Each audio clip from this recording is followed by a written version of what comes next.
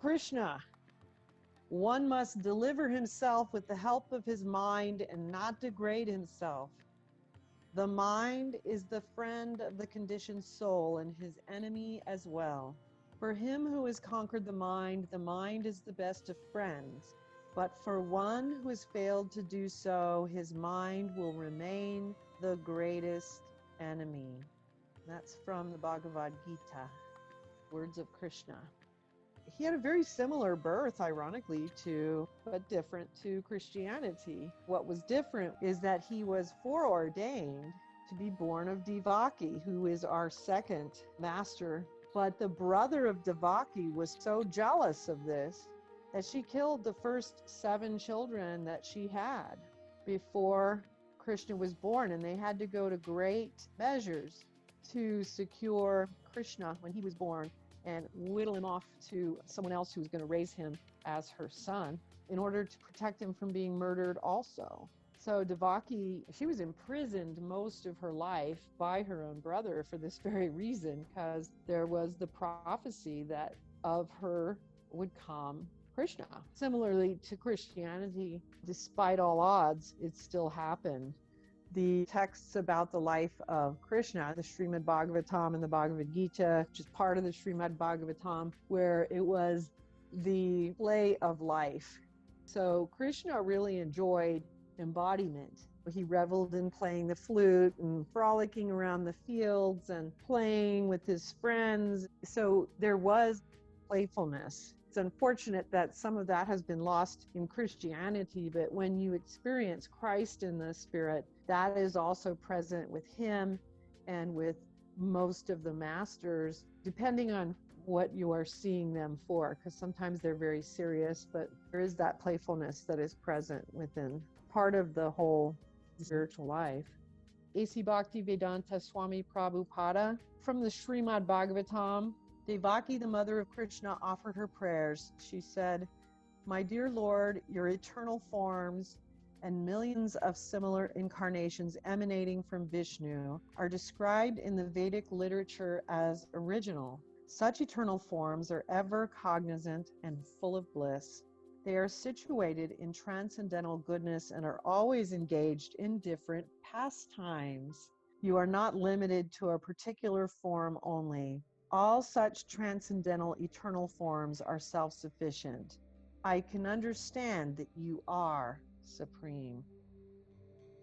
Devaki and Vasudeva, who actually gave birth to Krishna, but it was Yashoda and Nanda who brought him up, because they had to switch the babies in order to save Krishna from the crazy brother-in-law. Kamsa was the brother who was determined to prevent Krishna from being born. Again, what an interesting phenomenon. Look at this, because we've talked about this before, trying to control God. Take a look at this, and you have Kamsa killing 7 children to prevent the incarnation of Krishna. And then you have the slaughter of the innocents to prevent the incarnation of the Messiah in Christ.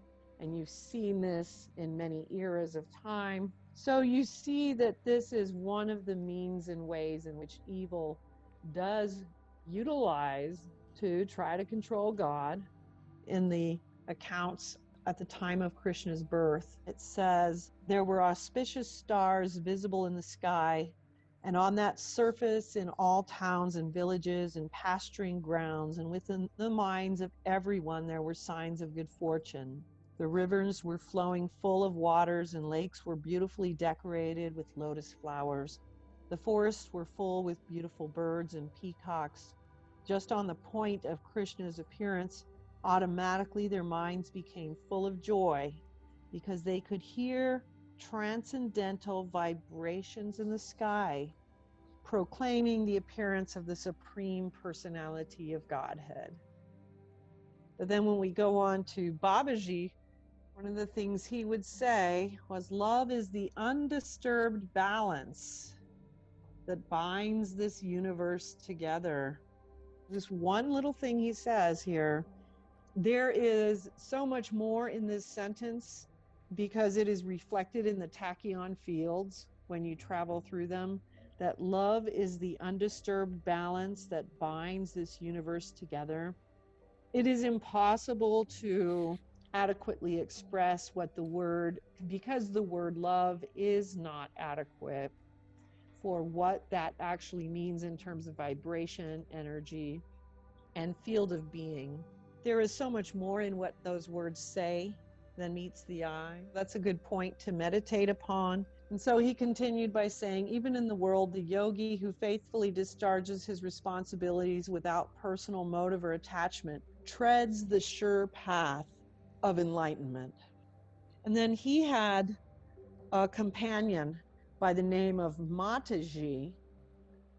There are no words attributed to her that I could find anywhere, but she has been memorialized and commemorated throughout the ages that she did exist. We do have some of these masters where that's all we have is their image. And so Lord Kapila is another one of the Kriya Yoga masters.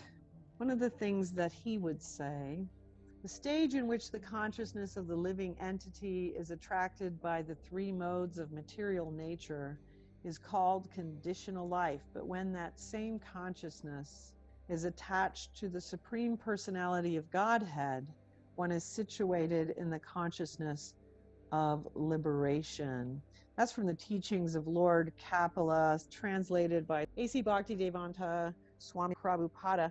And that is an excellent explanation right there of what Kriya Yoga is, and one of the things that is explained in the Lord of the Redemption about this thread of similarity between many of the ancient texts, between Buddhism, Hinduism, Christianity, and otherwise, of devotion on a holy name, devotion to a holy name, and how that actually, in and of itself, alters your realm of perception. And that's what he's talking about right there. I personally like the older stuff versus the newer stuff, the contemporary stuff, because there's a level of authenticity to it that sometimes in the more contemporary accountings we can water things down, whereas in the ancient writings they're less likely to do so. The Sankhya is also talking about this understanding of devotion and what devotion does to bring about the vibration of the soul. Even just to go back to this one quote that I pulled out on him, we'll just go back to it for a second. The stage in which the consciousness of the living entity is attracted by the three modes of material nature is called conditional life. So that's us when we're just focused on the ground. But when that same consciousness is attached to the Supreme Personality of Godhead, when we are just literally shifting our focus from that singular focus on the material world to the divine name, the divine reality, we immediately become situated in the consciousness of liberation. He's speaking of vibration there. One of the things about the masters that I'd like people to understand is people read their words and they read these texts, but one of the things they're not understanding is that vibrationally these books and these texts and these words mean many things on many, many different levels of vibration. And you may understand it on this physical level, but you're not getting it because you're not really understanding. But this is why it's vibrational. Knowledge is vibration. And remember, Babaji said, love is the undisturbed balance that binds this universe together. When he's speaking about love as the undisturbed balance, he's speaking about something much greater than that. That the realizations come on energetic levels. Something changes vibrationally. It's like, oh, now I understand why she was pointing out that that sentence is basically laying out the tachyon fields. Listen closely to what Babaji is saying because it contains the secret. Love is the undisturbed balance that binds this universe together. That explains what the tachyon fields are. And that is the goal. That is where the human soul has to reach in order to finish up here, in order to finalize their time, their sojourn here in this realm. One of the things that we do as humans is we hear these things, we dismiss them, we move on, or we want to keep talking about it too much, so much so that we almost dilute it. We don't want to dilute it. I want people to hear exactly what he said, and I don't want to expand on it because he said it exactly as it is. Love is the undisturbed balance that binds this universe together. That's what you take to meditation with you.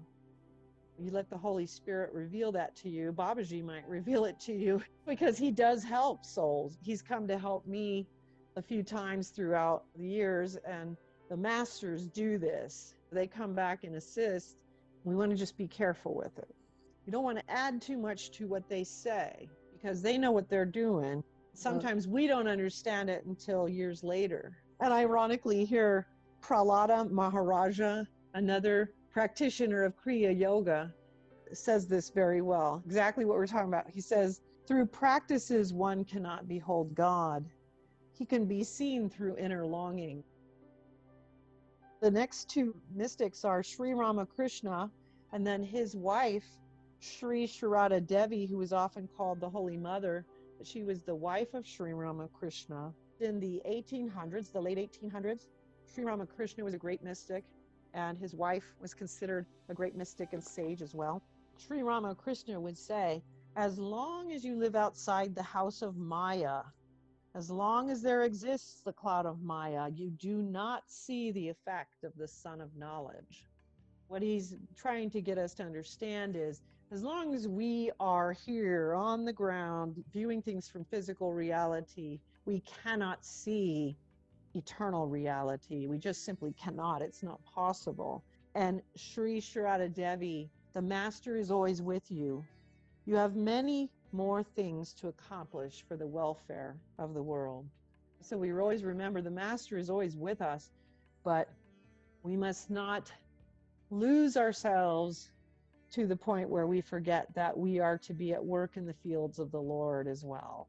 Maya, the illusions that we have to maintain our physical lives, our physical reality, and the illusions that hold us up in the physical world but do not necessarily reflect spiritual reality, the eternal truth. Another contemporary of Sri Ramakrishna, in fact, he was one of his main disciples, was Swami Vivekananda, who would say, all love is expansion.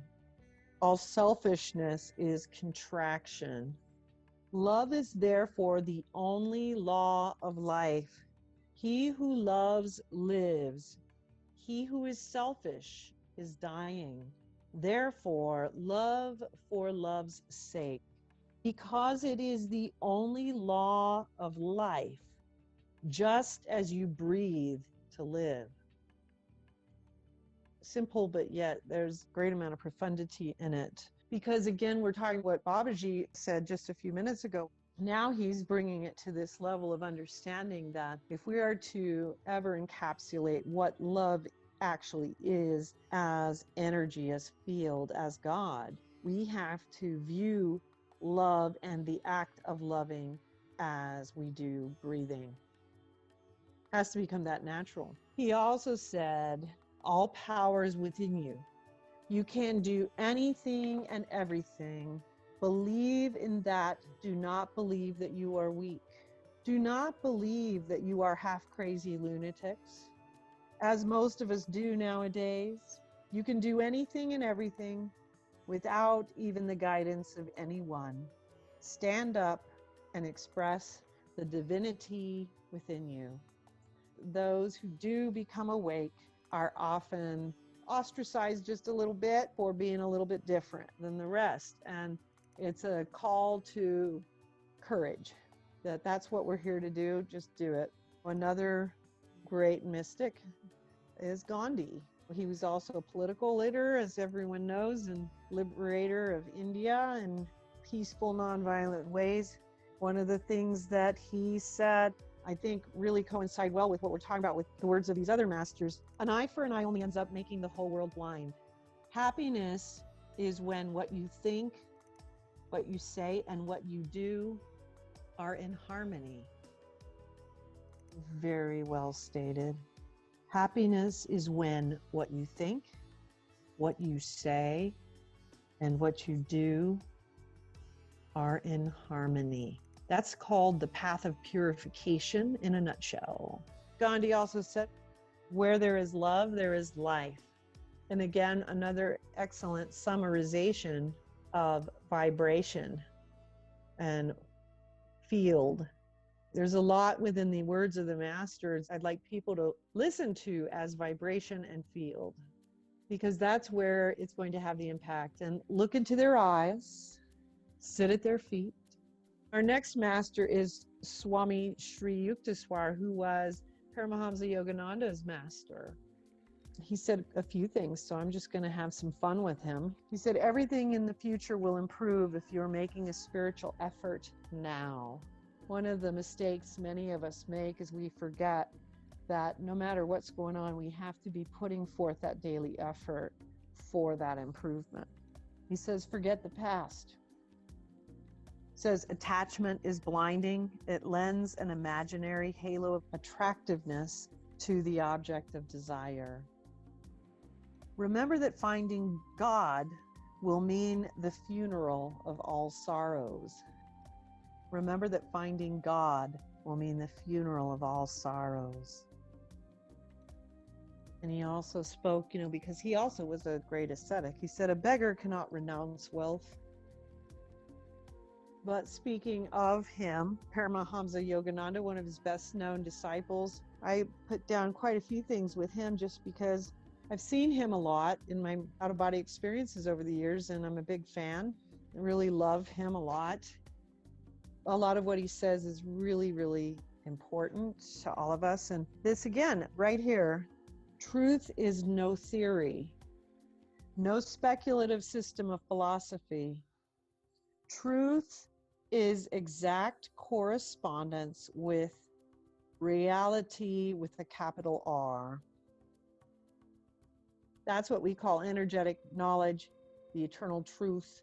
That's what he's talking about. When we talk about, well, what is the truth? It's not some nebulous thing that people can just make up. As we uplift our own vibration, we are actually pulling up the vibration of the realm. A lot of people don't realize that, and that's important to know as well.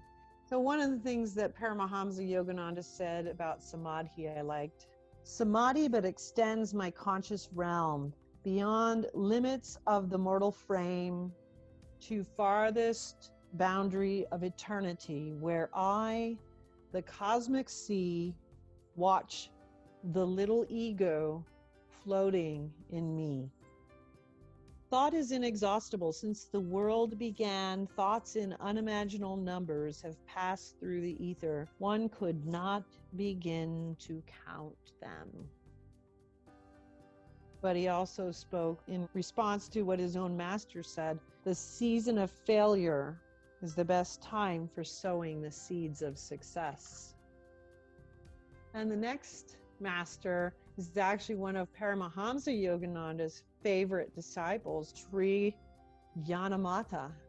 She was a female disciple of Paramahamsa Yogananda. She has a book that was written, I believe it was written about her books, but it has a lot of her writings in it too. And Paramahamsa Yogananda wrote a beautiful eulogy about her at the time of her passing. He declared her a saint. He said she has finished her work when he heard of her death. As a great saint said, insult not my dust with your pity, ye who are left on this desolate shore, still to mourn and deplore. It is I who pity you. She is actually pitying a great many here, though of course she can't pity those who are on their way to freedom. Mother Divine, this is a prayer he wrote for her, break the troth of mine with thee about good sister. Release, if thou will, mother dear. Her test is greater than she can bear from this nightmare of suffering. Take her to the wakefulness of ever new bliss. And he says that at the moment of her death, a great light appeared to him, and he saw Sister in the arms of the Divine Mother. He cried out, "Sister, do not go, wait." And even that desire was fulfilled. Those spiritual footprints will always be there. And Sri Gyanamata has her own legacy with the Self-Realization Fellowship that Paramahamsa Yogananda founded, as do many of his disciples who are following in his footsteps, achieving attainments of their own accord through his guidance that continues from beyond. Moving on to the next masters whose feet we are pausing through, Maharishi Mahesh Yogi. He passed away in the late 20th century. Many remember him from the 1970s. The Beatles were really interested in him and his teachings, but there's a whole group of people who follow him in Fairfield, Iowa. But his books are known all around the world. The Science of Being and Art of Living is the most famous one that he wrote, and this is from that. It says, in a state where being is fully maintained, the process of experience becomes powerful, and the experience of the object becomes deeper and fuller than before. This art of being on the level of experience is natural in a fully integrated life where one is able to live all values of the transcendental, absolute bliss consciousness of being together with experiences of the various aspects of relative creation. And later on in the same text, he writes, in fact, just a couple pages later, he says, the simple fact that being is the never-changing eternal phase of existence and that it pervades diverse forms of phenomenal creation gives us the hope of bringing all the diversified phases of our lives into harmony by coordinating their values with the values of absolute being. So that was Maharishi Mahesh Yogi, definitely known for bringing transcendental meditation, the practice of it, to the United States and around the world. People still learn that practice everywhere. So his legacy continues. And our next master is A.C. Bhaktivedanta Swami Prabhupada, founder of the Krishna consciousness movement. He was a little controversial at his time. One of the most prolific writers and translators of Hindu texts as well. He was a big teacher of Kriya Yoga, and that was the path that they taught. And he would say, anyone who is steady in his determination for the advanced stage of spiritual realization and can equally tolerate the onslaughts of distress and happiness is certainly a person eligible for liberation. So he's speaking here, of course, that part of the transcendental consciousness that we all seek and the awakening and the transformation is the ability to be able to move through the minefields of existence, which includes the highs and the lows, and be able to move through them with equal fervor.